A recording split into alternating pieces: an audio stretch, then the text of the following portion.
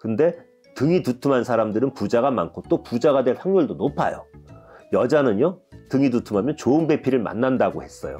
그리고 예를 들자면 고 삼성의 이건희 회장 같은 경우 키는 작아요. 그런데 등이 두툼합니다. 그래서 남자들한테 등 근육 운동은 굉장히 권유하고 싶은 종목 중에 하나예요.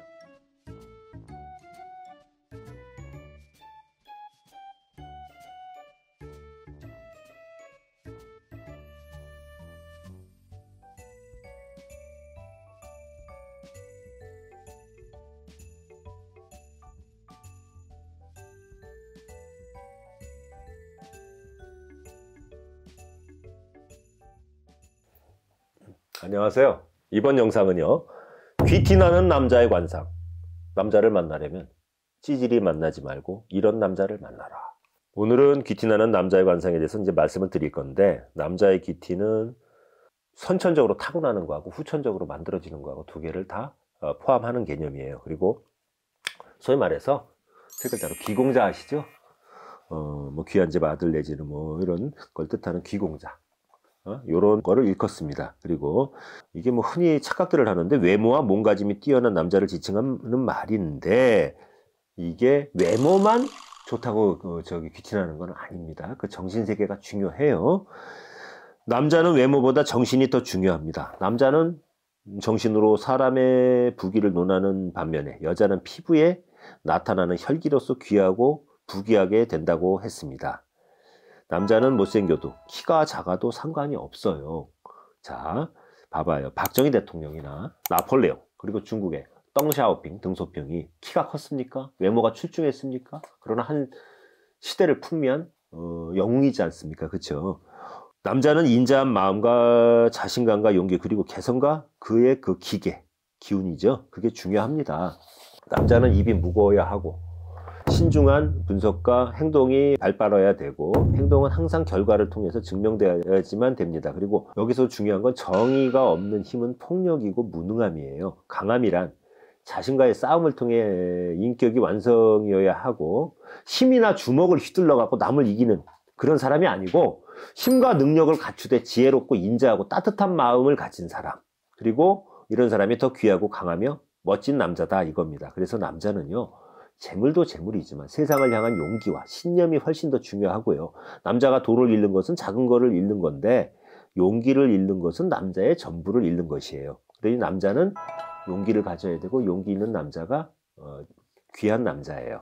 눈앞의 이익에 전전긍긍하지 않는 남자, 감정의 기복이 심각하지 않고 차분한 남자, 그리고 가는 곳마다 주인과 같은 마음으로 최선을 다하고 머무는 곳마다 거짓없이 진실된 사람, 이런 사람이 귀티나는 남자예요. 능력이 되면 주변 사람을 품을 줄도 알고 선을 실천할 줄 아는 사람, 이런 걸 대장부라고 하죠. 남자는요, 물질과 명예에 집착하지 않고 정말 내가 원하는 것이 무엇인지 자신이 진정 원하는 길을, 큰 마음을 실천하는 것이 진짜 남자, 멋진 남자, 상남자, 대장부다, 이렇게 생각합니다. 그리고 직업의 귀천이 없이 초월해 갖고 자신이 하는 일에 큰 긍지와 자부심과 이걸 갖고 있는 남자가 천년을 내다보고 자신감을 가지고 행동을 한다면, 이런 사람이 진정한 남자예요. 그러면 귀한 남자의 관상 12가지에 관해서 말씀드릴게요. 첫 번째, 봉황의 눈이나 용의 눈을 가진 사람은 최고의 눈을 가진 귀한 사람이에요. 그 중에서도 봉황의 눈은 길상의 눈 중에서 최고의 눈입니다. 봉황의 눈을 가진 사람은 전혀 불가능할 것 같은 것도 이뤄내는 사람이고, 이런 눈을 가진 사람은요, 충동적이거나 감정적으로 행동하지 않습니다. 그리고 두 번째, 입은 한문의 그 넉사자 아시죠? 넉사자 모양으로 크고 단정해야 합니다. 입꼬리까지 올라갔다면 대기만성형의 귀격인 남자예요. 그리고 입술의 윤곽이 뚜렷한 사람, 윗 입술선이 투명한 사람은 경제적으로도 여유있게 사는 사람이에요. 그리고 여유롭지 못한다 하더라도 앞날에 펼쳐질 미래가 명예와 지위가 귀격이 되는 그런 사람이라고 보시면 됩니다. 그리고 큰 입술을 가진 사람이 귀격인 사람이에요. 그래서 현실에서 보면 정관계 재계의 거물이나 위대한 업적을 남긴 인물들은 모두가 크고 좋은 입을 가지고 있어요. 입 조그맣고 병아리 같이 생긴 사람은 없습니다. 그리고 큰 입은 부귀와 장수를 나타내고 실천력이 있고 도량이 넓어가지고 사람을 매료시키는, 그러니까 입이 큰 남자는 도량도 넓고 해갖고 사람을 끌고 다니고 매료시키는 그런 장점을 갖고 있다, 이 이야기입니다. 그리고 이런 입을 가진 남자는 그야말로 귀격의 남자입니다. 그런데 반대로 여자가 너무 입이 크면 그리 좋은 관상이 아니에요.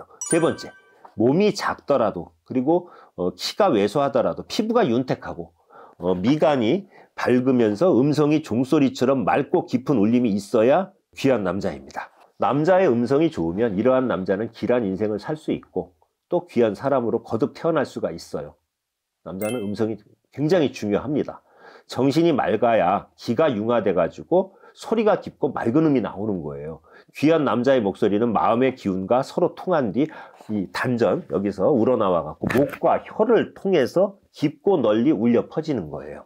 반대로 체격은 큰데 목소리가 작다거나 세련되지 못한 사람은 천한상이에요. 저질스러운 말, 음담패설, 육두문자, 이런 걸 자주 하는 남자. 말 한마디가 천하고 귀함이 여기서 구분되는 거예요. 그리고 네 번째, 손바닥이, 이 손바닥이 손뭉치처럼 부드러워야 하고 손등과 팔에 힘줄이 없어야 해요. 이건 뭐냐 하면, 손등과 팔에 힘줄이 많은 남자는요, 뭐 육체 노동하는 사람을 내가 뭐 비난하는 게 아니고 천하게 몸 움직여서 먹고 사는 사람이 많아요. 손등과 팔에 힘줄이 없는 관상은 옛날로 비유하면 고관대장, 높은 사람들이 많이 나온다 이거예요. 그리고 남자의 손도 부드럽고 통통하면서 모가 나지 않아야 합니다. 남자 또한 부드럽고 손이 통통하면 재물복과 귀한 걸 같이 타고난 거예요. 남자의 손과 팔에 힘줄이 있는 건 모르겠습니다. 우람해 보이고 섹시해 보이고 거칠어 보일지 몰라도 관상학적으로는 좋은 게 아니고 천한상이에요. 다섯 번째, 남자의 등은 두터워야 합니다. 등은 자신의 기둥이에요. 근데 등이 두툼한 사람들은 부자가 많고 또 부자가 될 확률도 높아요. 여자는요, 등이 두툼하면 좋은 배필을 만난다고 했어요. 그리고 예를 들자면 고 삼성의 이건희 회장 같은 경우 키는 작아요. 그런데 등이 두툼합니다. 그래서 남자들한테 등 근육 운동은 굉장히 권유하고 싶은 종목 중에 하나예요. 그리고 관상학에서는요, 등이 이렇게 새우등이라는 게 있어요. 등이 이렇게 좀 굽은, 빳빳이 피고 다니는 게 아니고 등이 이제 두꺼운 이런 거하고 별개의 문제인데, 약간 새우가 꼬부라지지 않습니까? 새우등처럼 등이 굽은 새우등인 분들이 잘 살 확률이 높은 그런 귀한 상입니다. 그리고 어떤 일에 종사하던 간에 이런 분들은 등이 두터워 갖고 재물을 많이 벌고 또 근검해 가지고 절약을 하고 재물을 쉽게 낭비하지 않아요. 그리고 이건 좀 야한 얘기일 수는 있는데, 여섯 번째, 음낭, 고환이죠. 고환은 밝고 윤택하며 향기로워야 한답니다. 그리고 이 고환에 이렇게 주름이 많으면 많을수록 생산력이 뛰어난 남자에서 정력도 세대요. 정자 생산 활동이 왕성하다 이거죠. 일상생활뿐만 아니라, 왜? 정력이 세기 때문에 전체적인 삶에서 에너지가 넘치는 다이나믹한 남자다 이거예요. 그래서 음낭에서 또 나쁜 냄새가 나지 않으면 대인이 된답니다. 그리고 고환에 주름이 없는 남자는요, 주름이 많으면 좋다고 그랬잖아요. 고독한 남자, 쉽게 말해서 호래비 팔자라고 보시면 됩니다. 그리고 일곱 번째, 눈동자는 맑고 청명하고 입술은 경면주사. 경면주사가 뭐냐 하면 부적 내릴 때 이 갈아갖고 하는 그걸 경면주사라 그래요. 빨간 거. 입술은 경면주사를 바른 것처럼 붉어야 좋습니다. 봉황이나 용의 눈동자의 모양의 검은 자위가 새까맣고 검은 자위가 커야 하며 빛이 은은하게 살아있는 자비로운 눈을 가진 사람이 귀격이에요.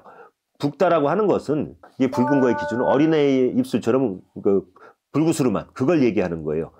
그래서 나이에 비해서 맑고 윤기가 있으면서 나이 들어 보이지 않는 그런 순수한 입술, 그게 붉은 입술입니다. 그리고 여덟 번째, 신체가 살이 없이 마르고 수척하더라도 두상만 둥글고 높아야 한대요. 두상은, 신체는 약하더라도 두상이 둥그르면 귀한 상입니다. 머리에 두상을 보고서 사람의 귀함과 더불어 집안의 뼈대까지 볼 수 있는데, 이마가 수직으로 서 있으면서 전반적으로 둥근 두상의 미간 아래의 부위인 꽃뿌리, 즉 상근이 적절히 솟아있고, 미간 아시죠? 미간 아래 이 산근이요, 여기가 적절히 솟아있고, 더불어 이 뒤통수가 짱구형인 사람은 근간이 있는 집안의 자녀다. 그러니까 뼈대 있는 집안의 자녀다, 이렇게 보시면 돼요. 그리고 호랑이의 머리통처럼 크고 제비의 턱처럼 이중턱에 양볼이 늘어진 사람은 나라를 이끌 사람이다, 지도자다 이거예요. 그리고 반대로 콧뿌리가 꺼져 있고 뒤통수가 납작하면서 절벽인 사람은 절대 집안 자랑하지 말라고 합니다. 빈천한 집안이니까 출신 내력이. 그리고 9번째, 귀 뒤에 수골이 솟아 있어야 한대요. 이 귀 뒤에 수골. 귀 뒤쪽에 뼈가 솟으면 장수한답니다. 그리고 귀 뒤에 뼈가 솟은 것을 수골이라고 일컫는데, 수골이 있는 사람은, 다시 말해 수골이 발달된 사람은 장수한답니다. 그리고 반대로 수골이 쑥 들어가 있거나 또는 하자가 있는 사람은 일찍 죽을 단명할 팔자예요. 그리고 10번째, 눈빛이 사람을 쏘듯 형형하면서 빛나 보여야 한다. 이거 무슨 얘기냐면 눈빛이 기심치려하지 않고 눈빛이 센 남자가 귀격이에요. 밤에도 눈빛이 빛나는 사람은 예사롭지 않은 사람이라고 했고요. 살기를 말하는 게 아니에요. 여기서 그거는 살인자들한테 뿜어져 나오는 살기가 아니고 선한 눈빛인데 눈빛이 센 걸 말하는 거예요. 봉황 또는 용의 눈의 모양의 은은하고 자비롭고 위험 있는 눈빛이면 최고라고 했습니다. 봉황의 눈이나 용의 눈의 모양인데 은은하고 자비로운 위험 있는 눈빛을 얘기하는 겁니다.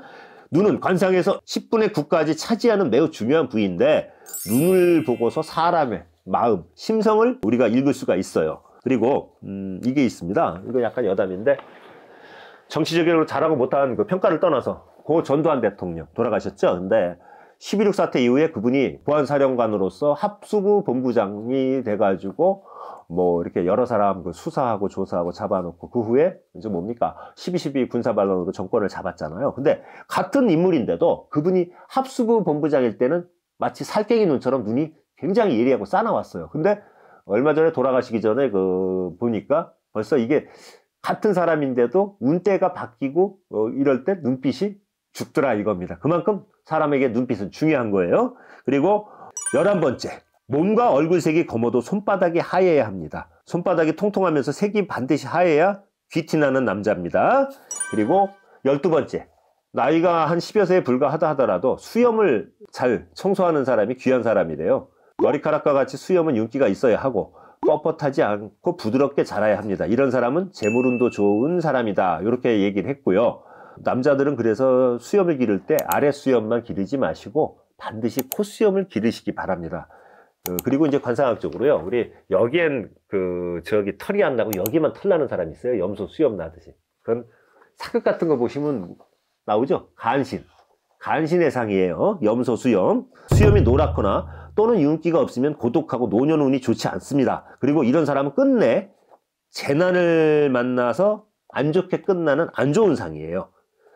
그리고 그러면 행동에서 보여지는 남자의 특징이 있지 않습니까? 귀티나는 남자. 그걸 5가지로 정리를 해볼게요. 첫 번째, 언행이 일치되는 남자. 두 번째는 어리석은 사람과 어울리지 않는 현명한 남자. 세 번째, 천하거나 쌍스러운 육두문자 같은 거를 쓰지 않는 남자. 네 번째는 부모에게 효도하고 어른들을 공경하며 남들에게 인자한 남자. 5번째는 남이 없는 곳에서도 몸가짐이 흐트러짐이 없는 남자. 이게 어떤 귀한 남자의 행동이랍니다.